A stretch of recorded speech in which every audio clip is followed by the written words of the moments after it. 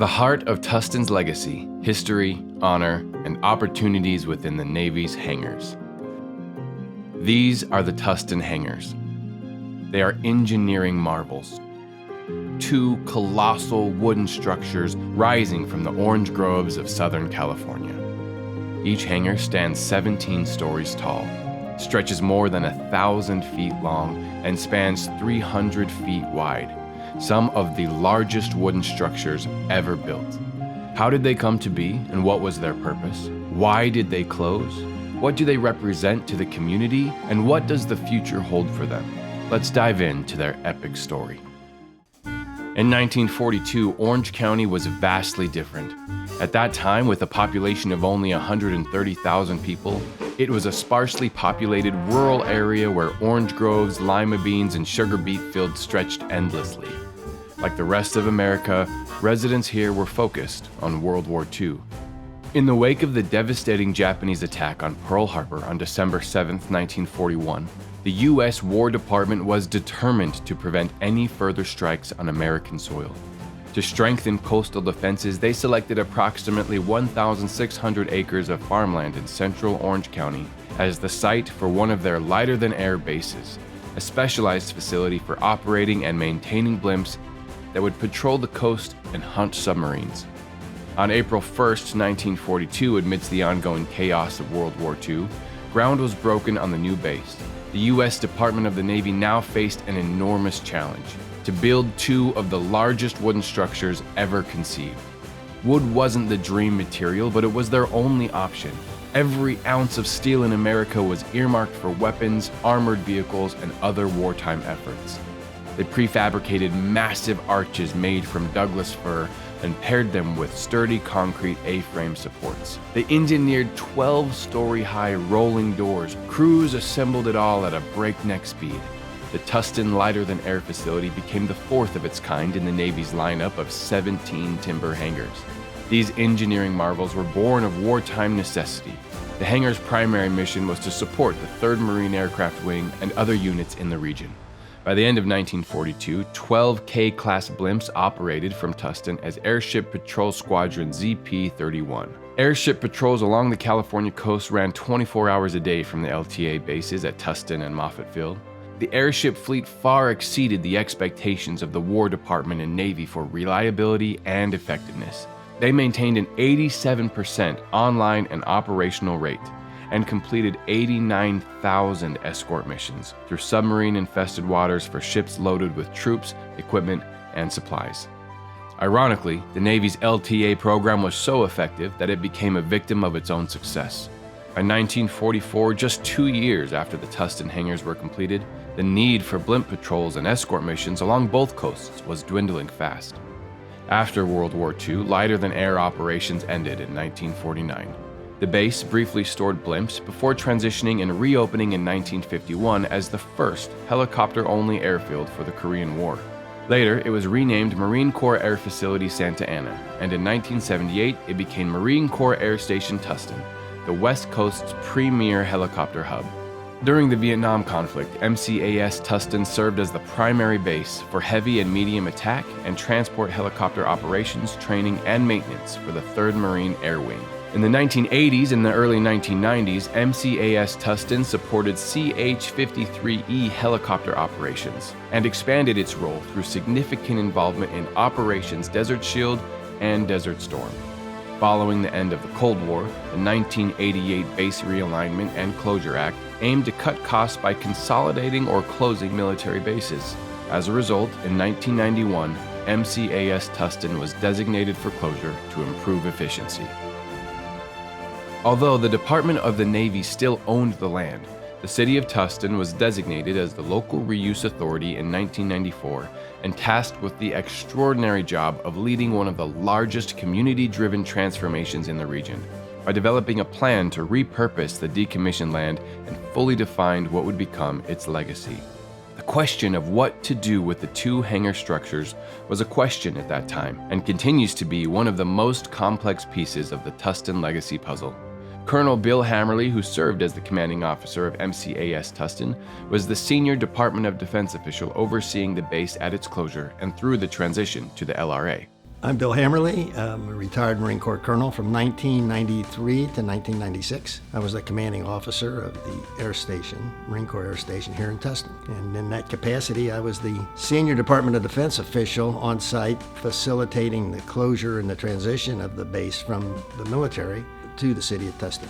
The grand topic on any discussion about the base always revolves around the hangars, the blimp hangars. It's a great story on how those hangars ended up in the hands of the city of Tustin. One of the great ironies in the base closure process is in the late 80s and early 90s, before the base was ever selected for closure, the intent was to take the hangars down and build new maintenance facilities for the advent of the MV-22 Osprey, the new aircraft that was coming online. Of course, that was preempted then by the closure of the base, and that left the decision to be made on what do we do with the hangars.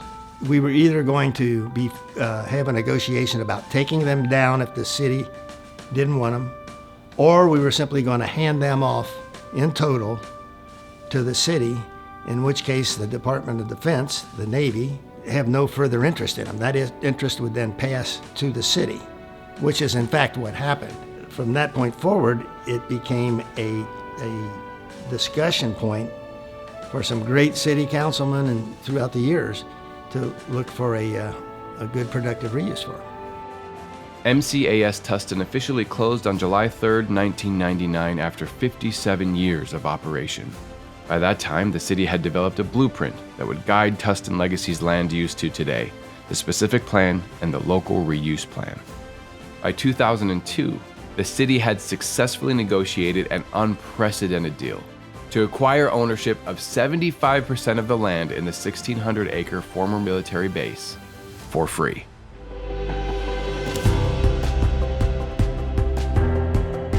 The North Hangar was not included in the land slated for future city ownership.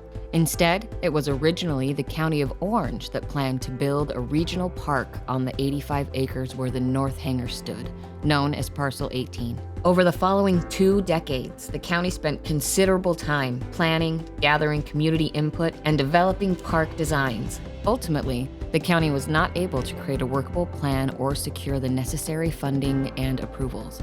As a result, on August 11, 2021, the City of Tustin, as the local reuse authority, and the Navy, as the landowner, officially revoked the county's claim on development of the Navy's 85 acres to make way for the planning and consideration of new opportunities. Today, all that remains of the North Hangar are the 4 massive concrete corner pillars standing tall against the sky and a damaged slab foundation, the remnants of what was once a towering and sprawling structure. The fire that consumed the North Hangar in November 2023 burned so intensely that almost the entire hangar structure was reduced to ash and rubble. It's a stark image, a tangible symbol of both the destruction and resilience that followed. The fire broke out around 1 a.m. on November 7, 2023, and spread quickly through the abandoned structure. Because of the hangar's enormous height, age, and construction materials, it was nearly impossible to contain. More than 100 firefighters and several water-dropping helicopters were dispatched, but by the early hours, the risk of collapse was too great. Fire officials shifted to a defense strategy, allowing the flames to burn themselves out.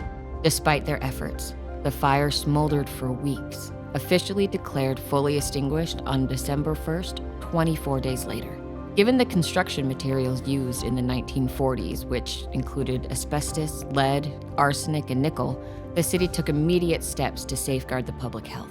Schools canceled classes, parks closed, and air quality monitoring was initiated.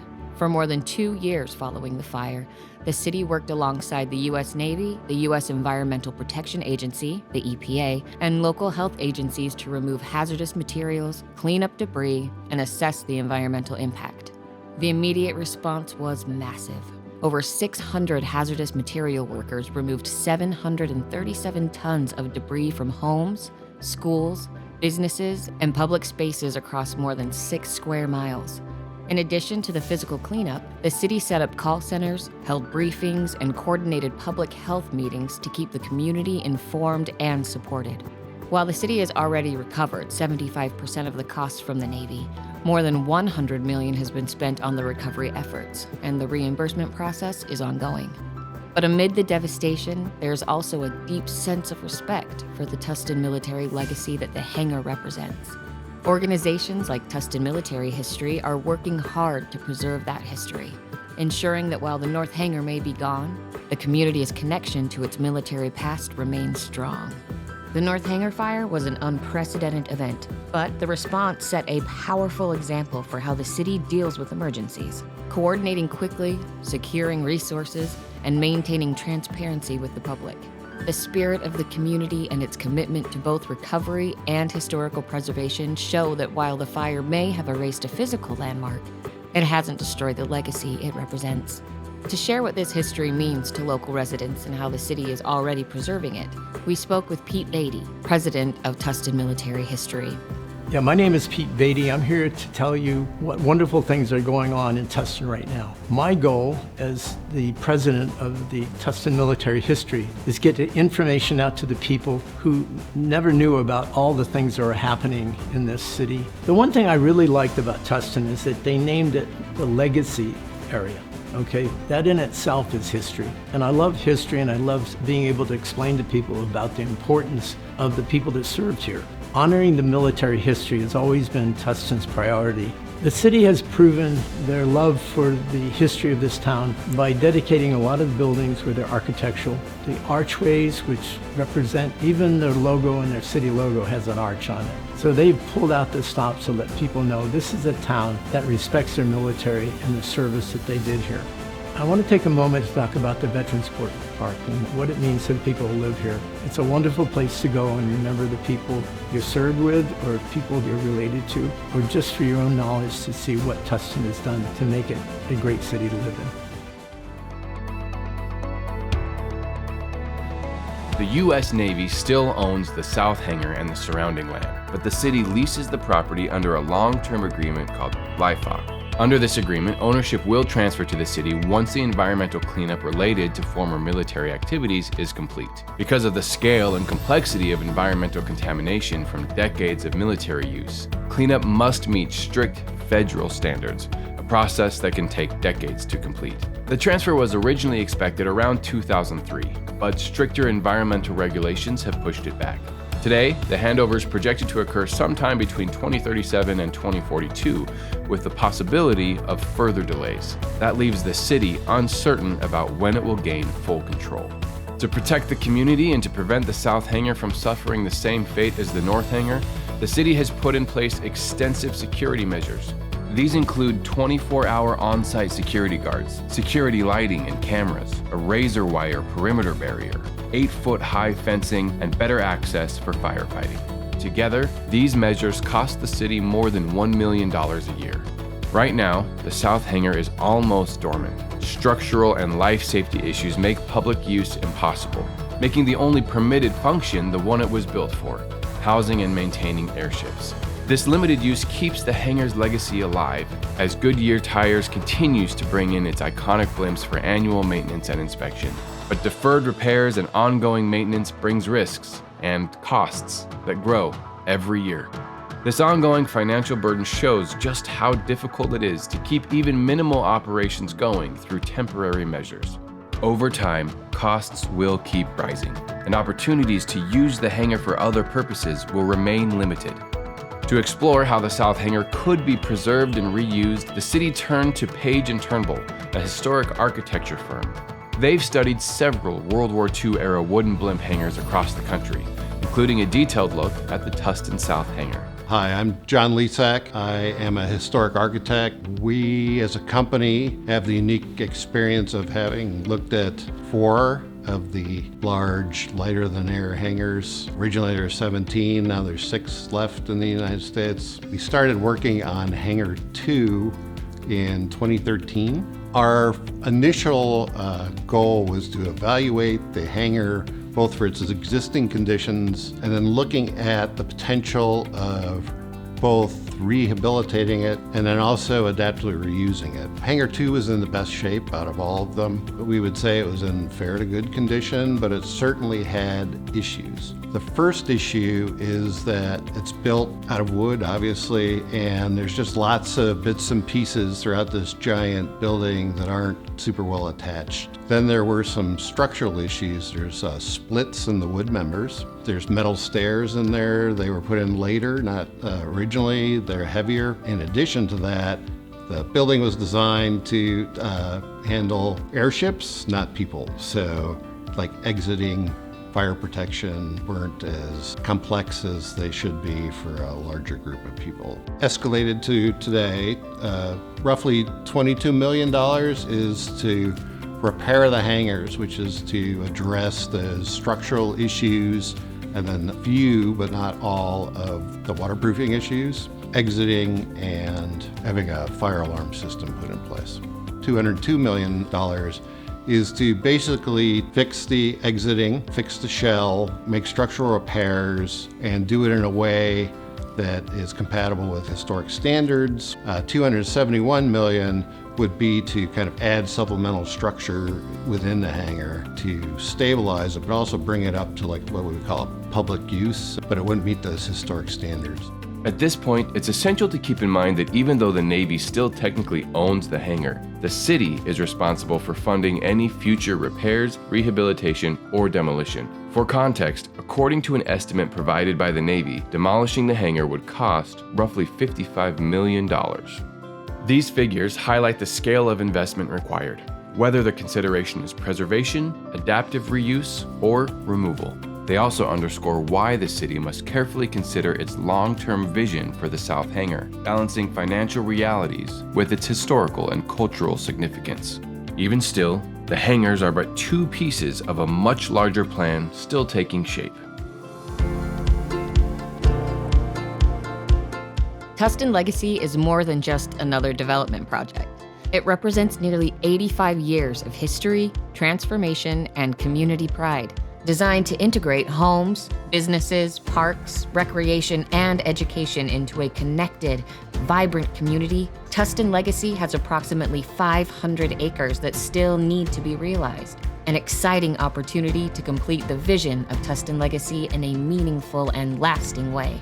This brings us to the framework planning stage, a phase that focuses on identifying the key components that will define the overall structure of the community, how the land will be organized, how people will move through the area, and how it will function for generations to come. Before considering where and what to develop, the remaining land must be assessed for both constraints that need to be taken into consideration and unique opportunities to do something special for the community. For instance, environmental issues from decades of military activity require ongoing monitoring and remediation through the use of hundreds of wells. These factors influence where, how, and when development can take place. Existing infrastructure also brings important limits. Utilities, water, power, and sewer drainage need to be connected. Many areas are further constrained by the location of current and already planned roadways. In addition, the land contains the North and South hangars that are costly to remove or repurpose. While these constraints present real challenges, they also create meaningful opportunities. In particular, the iconic North and South hangars are unmistakable symbols of Tustin's proud military history. Beyond the hangars, Tustin Legacy already has significant opportunities, including incredible educational institutions, numerous parks, open spaces, corporate offices, bustling retail centers, and excellent access to transit. Consistently thought out for the past 3 decades, at the center of the vision for Tustin Legacy has been the linear park. Steve Kellenberg, principal of Kellenberg Studio, one of the planners for Tustin Legacy. Of course, the biggest and most important element of Tustin Legacy is the linear park. It's been a part of the planning since day one. But not all parks are created equal. One of the things we need to decide as the city and as the public is what type of park it really is. Some parks are very simple and fundamental and inexpensive to build, but don't necessarily have a lot of activity. Others have a lot of what we call programming, which include baseball fields and tennis courts and swimming pools, but these are a little bit more expensive. So as we're developing alternatives and presenting them to the city, we've developed a set of examples of what different components could be included in different levels of park. The basic, more fundamental park, think of as primarily trees, grass, and shrubs and walkways. Very pretty, but not a lot of things to do there. The middle level of park, which we call the programmed park, meaning there's a focus on different activities. We've provided examples of what those are as well, such as ball fields, swimming pools, tennis courts, more picnic areas. And then the third level is what we call the enhanced park, which might have all the other things that are in the first two levels, but also have a higher level of design and more programming and things like water parks and active water play and a higher level of tot lot and playground development that you wouldn't find in the other two. So the cost of these, of course, is different.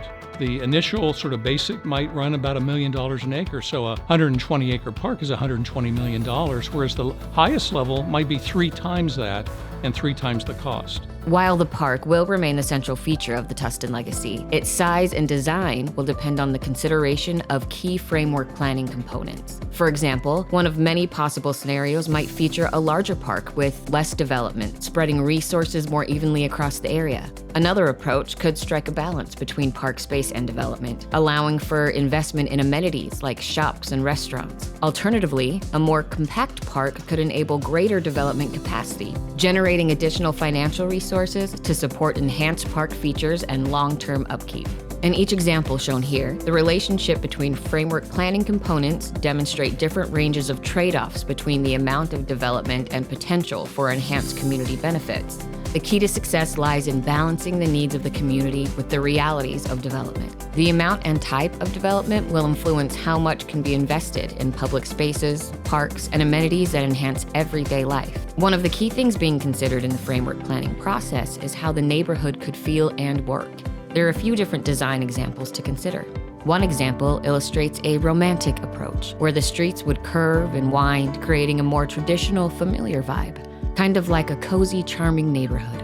Then there's the iconic approach, which would have a more structured, grid-like layout with wide boulevards. This would give the area a bold, modern feel, making it stand out with a strong visual identity. Lastly, a garden-esque approach would focus on walkability with homes that are closely connected to green pathways and trails, really blending nature with the built environment. Design approaches are another type of component that helps shape the identity of the neighborhood, making sure that the space isn't just functional, but also feels welcoming, beautiful, and connected. The remaining 500 acres of Tustin Legacy offer a tremendous opportunity to complete the broader vision. From its military origins to its transformation into a dynamic, modern community, Tustin Legacy tells a story of resilience, reinvention, and forward thinking.